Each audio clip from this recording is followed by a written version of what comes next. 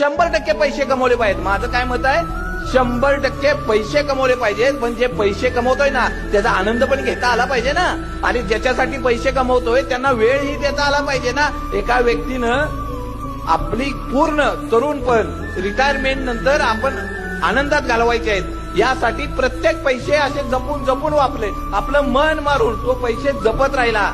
आणि एक दिवस त्याला अटॅक येताना पुढे यमदेव आले. अटॅक येता येता यमदेव म्हणले, चला तुमची वेळ झाली, आता निघायला लागतंय. तो म्हणला, माझी सगळी प्रॉपर्टी घ्या, पण मला 5 वर्ष तरी वाढवून द्या. यमदेव म्हणले, तसली सेटलमेंट कधीच होत नाही, अहो सगळ्यात श्रीमंत माणूस आहे. अरे नाही, तुझी सगळी पुंजी आता तुझ्याजवळ ठेव, पण चल आता. मग एक काम करा म्हणला, मला फक्त 2 मिनिटं तरी द्या.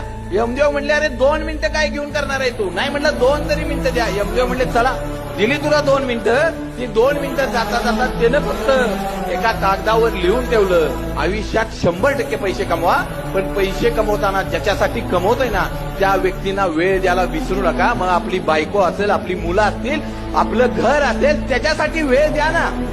आणि हे करत असताना आपल्या आयुष्याचा 100% आनंद घ्या.